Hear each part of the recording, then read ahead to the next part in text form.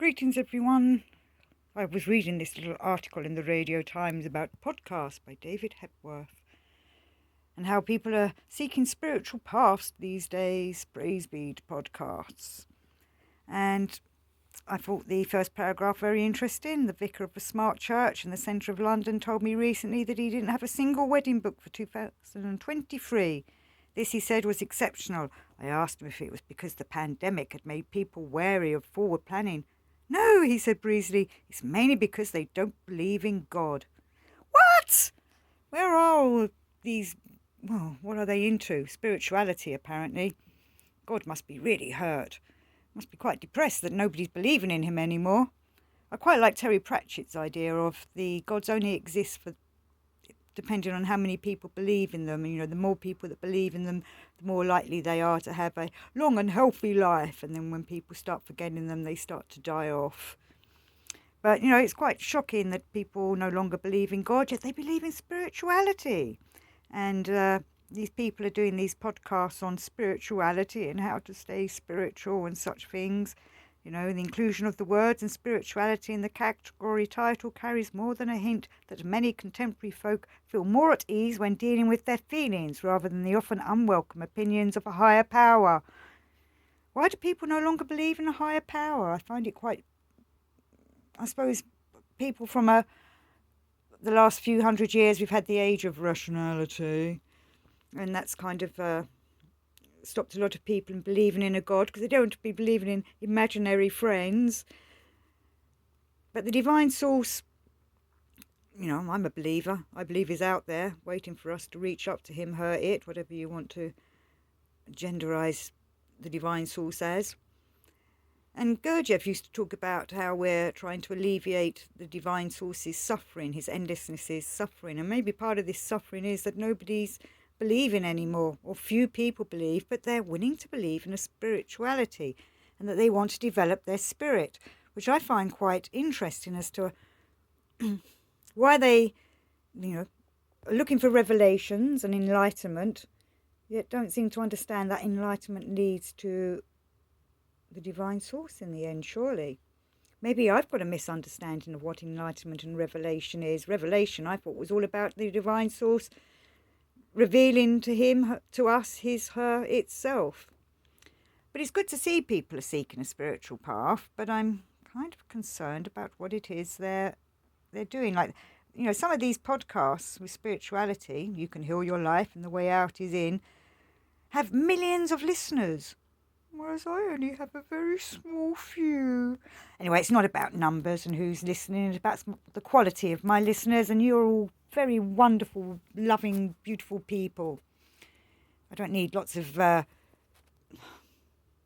I'm not going to go there. Anyway. So he's talking about all these people listening to these podcasts which are all spiritual, about spirituality and how to develop themselves, probably all New Age stuff. And I quite like this last paragraph. Brack's podcast, who's Brack, I think that's her there, isn't it? Yes, Tara Brack. She's got millions of views. Anyway, Brack's podcast isn't so much a commentary on a spiritual experience as an enactment of the thing itself.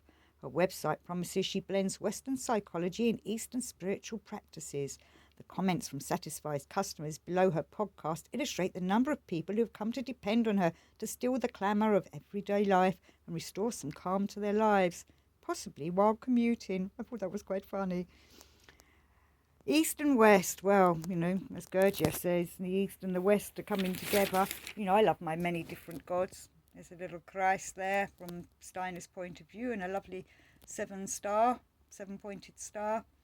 And I have here many different gods and goddesses, which I think are a mixture of the East and the West. A bit of Mart for truth, some tigers for tiger year.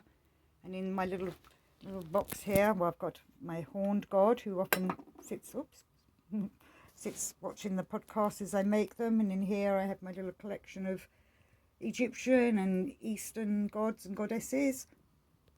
Still trying to figure out who this dude is. If anybody knows, please let me know.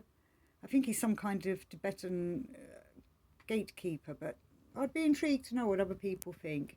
I love him. I just bought him on the spot.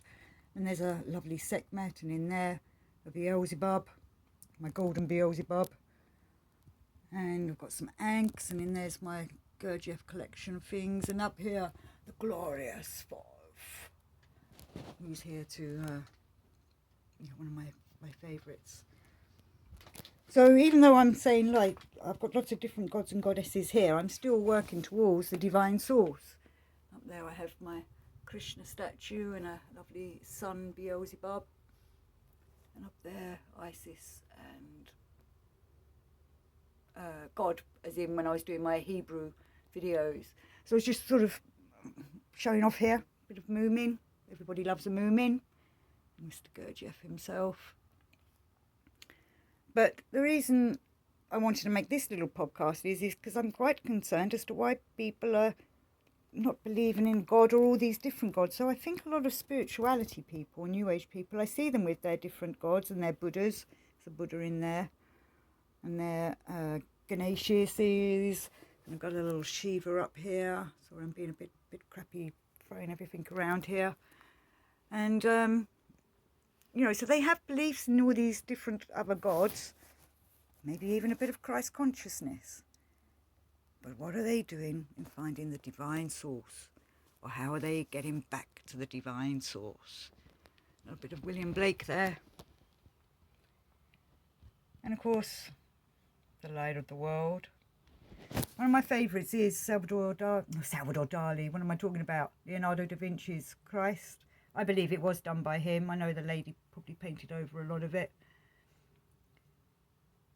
But this kind of iconography, this kind of artwork, I think is very important to meditate on and work with when we're doing our meditations and our developments.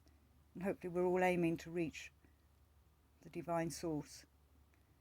And hopefully you all believe in God. I'd be intrigued to know, actually, if you dare, leave a comment and tell me if you're a believer or not. I'd be intrigued to do a little survey on that. And as I've said before, the divine source is waiting for us to go to him, it, her. We reach up to the divine, which is maybe what these people doing all this spirituality podcasts aren't doing. They're too busy working on themselves, waiting for God to come to them. I don't know. Maybe I need to watch some of their podcasts to see what they say and why they get millions of viewers. So it's nice that people are being spiritual and looking at things. And probably sitting in front of their candles like I do and do a little meditation. It's all good stuff. Good on them. But we must not forget God. I just don't understand why people don't believe anymore. Anyway, love and peace to you all. May your God walk with you, as Dave Allen used to say.